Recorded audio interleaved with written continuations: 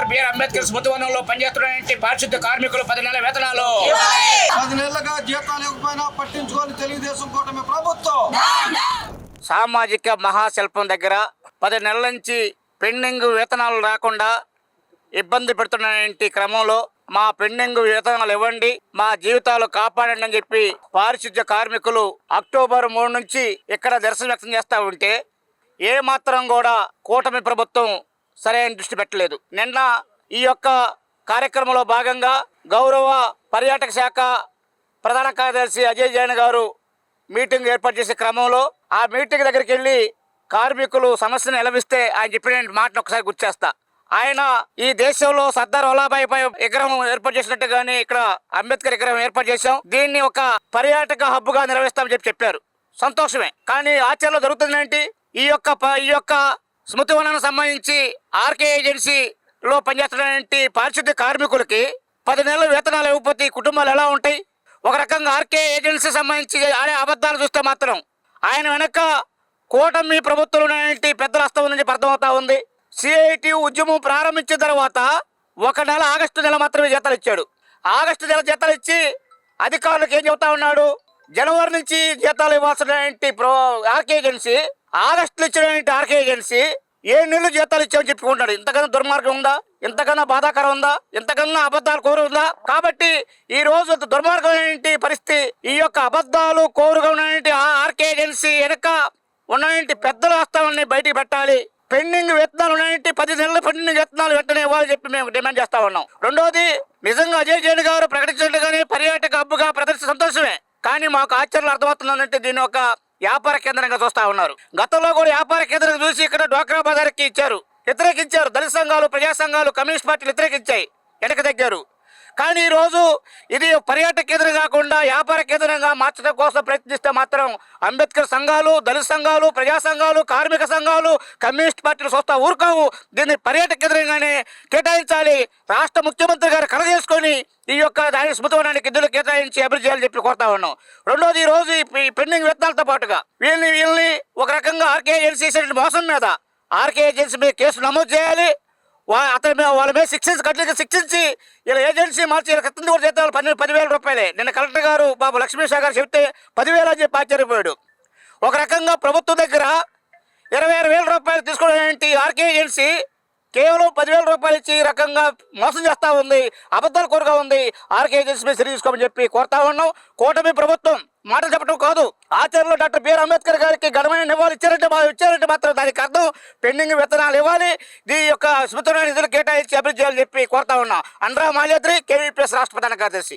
ప్రతిష్టాత్మకంగా ప్రారంభించిన అంబేద్కర్ 150 అడుగుల విగ్రహం వద్ద గత సంవత్సరం క్రితం నుంచి పారిశుద్ధ్య కార్మికులు పనిచేస్తున్నారు. వాళ్ళకి గత 10 నెలలుగా జీతాలు ఇవ్వకపోవడంతో గత్యంతరం లేని పరిస్థితుల్లో గత నెల రోజులుగా ఇక్కడ సమ్మె చేస్తున్నా సరే అధికారులు కానీ పాలక పార్టీలు కానీ పట్టించుకునే పరిస్థితి కనబట్ల. కలెక్టర్ గారిని కలిసాం, మున్సిపల్ కమిషనర్ గారిని కలిసాం, సాంస్కృతిక శాఖ వాళ్ళని కలిసాం. ఒకళ్ళ మీద ఒకళ్ళు వాళ్ళ దగ్గరికి వెళ్ళండి, వీళ్ళ దగ్గరికి వెళ్ళండి అని చెప్పని తిప్పడం తప్ప వీళ్ళ సమస్యను పరిష్కరించే పద్ధతులు లేరు. వీళ్ళందరూ కూడా మాకు అనిపిస్తుంది ఆర్కే కాంట్రాక్టర్ని కాపాడుతున్నారు అని చెప్పేసి అనే పద్ధతులు ఈరోజు అనుమానించాల్సిన పరిస్థితి ఏర్పడుతుంది. 10 నెలలుగా జీతాలు ఇవ్వకపోతే ఆ కార్మికుల కుటుంబాలు ఎలా గడుస్తాయి? 1 నెల 2 నెలలు జీతాలు ఇవ్వకపోతేనే అల్లాడిపోతారు. 10 నెలలు జీతాలు ఇవ్వకపోతే వాళ్ళు అప్పులు చేసి ఇవాళ వాళ్ళ కుటుంబాలని గడుపుకోవాల్సిన పరిస్థితి ఏర్పడింది.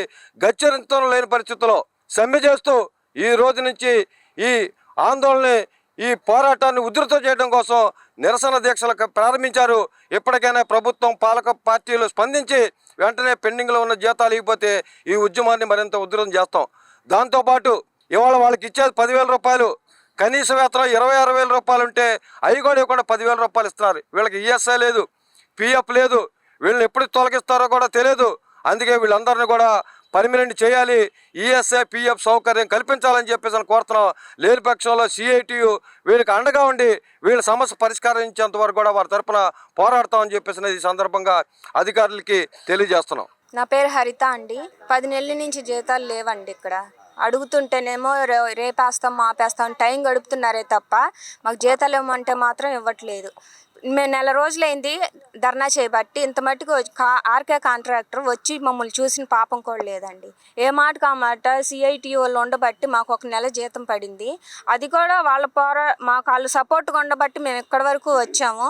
మాకు వాళ్ళ సపోర్ట్ ఎప్పుడు కావాలని కోరుకుంటున్నాం. కానీ మా జీతాలు ఇచ్చేంత వరకు మేము పోరాడతామండి. మొత్తం 16,000 అయితే మాకు 10,000 ఇస్తున్నారండి. ఆ 10,000 కూడా సెలవులు పెడితే వాటిని కూడా కట్ చేసి 10,000 ఒక్కరికి కంటిన్యూగా ఒక్కరికి ఇవ్వలేదండి. కలెక్టర్ గారి దగ్గరికి వెళ్ళాము, కమిషనర్ గారి దగ్గరికి వెళ్ళాము. ఎవరి దగ్గరికి వెళ్ళినా మాకు సంబంధం లేదు అని అంటున్నారు తప్ప ఆ కాంట్రాక్టర్ కూడా మరి వాళ్ళు ఎందుకు వాళ్ళు కుమ్మక్కయ్యారో మాకు అర్థం కావట్లేదు.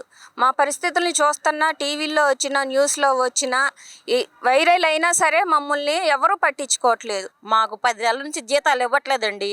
10 నెలల నుంచి ఇవ్వట్లేదు. మేము నెల రోజుల నుంచి ఇక్కడ కూర్చున్నాం, దీక్షలో కూర్చున్నాం, మేము చేస్తున్నాం. అయినా సరే మమ్మల్ని ఎవరు స్పందించడం లేదు. ఎవరు వచ్చి మమ్మల్ని ఏంటమ్మా ఇలా చేస్తున్నారని అడగట్లేదు. అయితే మేము జీతాల కోసం పోరాడుతున్నాం. పోలీసు వాళ్ళు పెట్టి మమ్మల్ని తోపులాట చేసి నిన్న ఒక అతన్ని తోసేశారు. ఆయనతో పాటు ఒక అమ్మాయి పడిపోయింది. కానీ పెద్దోళ్ళు వస్తే మాకు మాటలు చెప్పి మమ్మల్ని స్పందించాలి, లేకపోతే ఏదన్నా మీకు ఇస్తామమ్మా అని చెప్పి మాకు హామీ ఇవ్వాలి. ఇవ్వకుండా మాకు అధికారం ఉందని చెప్పని అట్లా ఆడోళ్ళ మీదకి తిరగబడతాం. పోలీసు వాళ్ళకి అది సాధ్యం కాదు. అయితే ఆయన నిన్న అట్ట చేశాడు కాబట్టి ఆయనకి పనిష్మెంట్ ఇవ్వాలి పోలీసు ఆయనకి. మాకు జీతాలు ఇచ్చే వరకు మేము ఇట్ట పోరాడుతూనే ఉంటాము. కాకపోతే మాకు సిఐటి వాళ్ళు మాకు అండగా ఉండారు. వాళ్ళు మాట ఇచ్చినాకే మాకు 1 నెల జీతం వేశాడు. అది కూడా నాకండి 6,750 రూపాయలు వేశాడు. నాకు రావాల్సింది 10,000. ఇలా ఎవరికి 1 నెల కూడా 10,000 వేయలేదు. మాకు అప్పుడే మాకు అనుమానం వచ్చింది. మాకు ఆగస్టు నెలలో వేసాడు జీతం, మాకు జనవరి నుంచి వేయలేదు. మేము అనుకుంటానే ఉండాం. ఆ నెల వేసి ఈ సన్నాసి 9 నెలలు ఉద్దేస్తాడు మేము అనుకున్నాం. నేను తిడుతున్నానండి, నా కడుపు మంట. మా ఆయన వెళ్ళొద్దన్నాడు, మా పిల్లలు వెళ్ళొద్దన్నారు. వాళ్ళు మోసం చేస్తారు, అక్కడ వెళ్ళొద్దన్నారు. కానీ మేము ఎంతమంది దగ్గరికి వెళ్ళిన ఆర్కే సార్ వచ్చి ఏమన్నాడు, నేను జీతాలు ఇస్తానమ్మా, నా ఫ్లాట్ అమ్ముతున్నాను అన్నాడు. అన్ని ఆడవాళ్ళు తప్పుడు మాటలు చెప్పి మేము ఊడికలు చేస్తుంటే మా దగ్గరకు వచ్చి సాటు మాట తీసుకెళ్ళి ఆయన పరువు పోతుందని మాకు ఎన్నో హామీ ఇచ్చాడు. కానీ ఏ రోజు కూడా మాకు నీళ్లు కూడా మంచిళ్ళు కూడా ఇప్పిస్తానన్నాడు. మంచిళ్ళు కూడా ఇప్పించలా. మీకు బస్ ఛార్జీలు ఇస్తానన్నాడు, అది ఇవ్వలేదు. అన్నీ చెప్పాడు, ఏది ఇవ్వలేదు. అన్ని బుడబక్కల మాటలు చెప్పి ఆడవాళ్ళకి ఇలా మోసం చేయడం పద్ధతి కాదు. మేము ఇలా ఊడికలు చేస్తున్నాం. మా జీతాలు ఆయన దగ్గర పెట్టాడు. మేము ఆకలేస్తుంది అన్నం పెట్టమని ఆయన అడుక్కోవటం ఏంటండి? మా జీతాలు ఆయన దగ్గర ఉండయి. మా జీతాలు ఇమ్మనే మేము అడుగుతున్నాం. ఈ పోలీసు వాళ్ళు, ఈ పెద్ద మనుషులు వచ్చి మమ్మల్ని ఏమాత్రం కూడా ఏమి చెప్పటం లేదు. మాకే ఎదురు సమాధానం చెప్పి మమ్మల్ని ఆపుతున్నారు. మొన్న నైట్ నుంచి మేము ఈ రోజు వరకు మేము నిద్ర లేకుండా ఇక్కడ మేము కూర్చొని ఉన్నాం. ఎవరైనా చూసి మమ్మల్ని ఏదైనా స్పందిస్తారు, సమాధానం ఇస్తారని చూస్తున్నాం. మేము ఎంతోమంది దగ్గరికి వెళ్ళాం, ఎవరు మాకు ఏమీ చెప్పలేదు. ఎక్కడికి వెళ్ళినా సరే మమ్మల్ని తోసేస్తున్నారు. మరి అంబేద్కర్ బొమ్మ దగ్గర ఉండ పనిచేసే వాళ్ళు ఏం చేద్దాం అనుకుంటున్నారు? ఈ బొమ్మ పరిస్థితి ఏంటి? బొమ్మను తీసేద్దామనా? మా జీతాలు ఇవ్వకుండా వాడు ఎగ్గొడదామని దాక్కుంటున్నాడు. మాకు సిఐటి వాళ్ళు అడిగారు ఆయన్ని. అడిగితే ఆయన ఏమన్నాడు, నేను బొమ్మ దగ్గరికి రాను, మీ ఆఫీస్ దగ్గరికి రాను, నేను మా అమ్మ దగ్గర ఉన్నాను, మా అమ్మ దగ్గర రండి అని అడుగుతున్నాడు ఆయన్ని. అది పద్ధతేనా? నీకు తెలుగుదేశం వాళ్ళు నీకు హామీ ఉండొచ్చు, కానీ ఇలాంటి ఆడవాళ్ళని హింసించమని మీకు చెప్పలేదు, అంతే కదా? మా జీతాలు మీ దగ్గర ఉంచుకొని మిమ్మల్ని మేము అడుక్కోవటం ఏంటి? మేము రోడ్డు ఎక్కటం ఏంటి? మా జీతాలు ఇచ్చే వరకు మేము ఇలా పోరాడుతూనే ఉంటాం. 9 నెలలుగా నేను పనిచేస్తున్నాను. అయినా కానీ మాకు జీతాలు రావటం లేదు. మాకు వచ్చి తర్వాత ఆర్కే గారిని కలిసాము. ఆర్కే గారి దగ్గరికి వెళ్ళినాక సమాధానం చెప్పలేదు. మరి మా జీతాలు ఉంచుకొని కూడా ఆయన మమ్మల్ని అంత ఇబ్బంది పెడుతున్నాడు.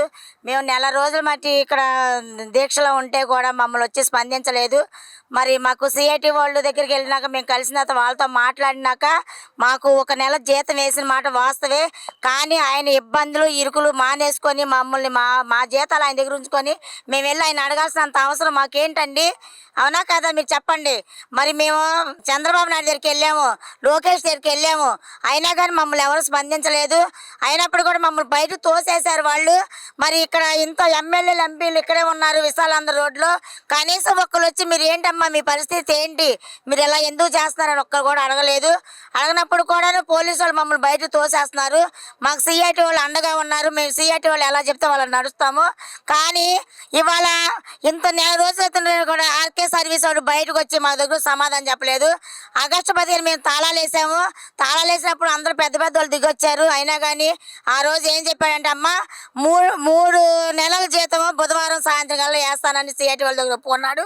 తర్వాత ఈ నెలాఖరు చెక్కులు రాసేసి ఇస్తానన్నాడు. అయినా కానీ మేము ఇవ్వలేదు. అయినా కానీ మేము ఓర్పు పట్టాము. చాలా తిండికి లేక అల్లాడించి బస్ ఛార్జీలు లేక ఎట్లా అప్పులు చేసుకుని వచ్చాము. ఒక్కొక్కరికి 20,000 30,000 అప్పులు ఉన్నాయి. కానీ వాడిని మాత్రం వాడి మీద కేసులు పెడతాం మేము. మాకు జీతం ఇవ్వని పక్షంలో మేము ఇలాగే కొనసాగిస్తాము. మేము ఎంతైనా సరే ఎంత దూరమైనా వెళ్తామండి.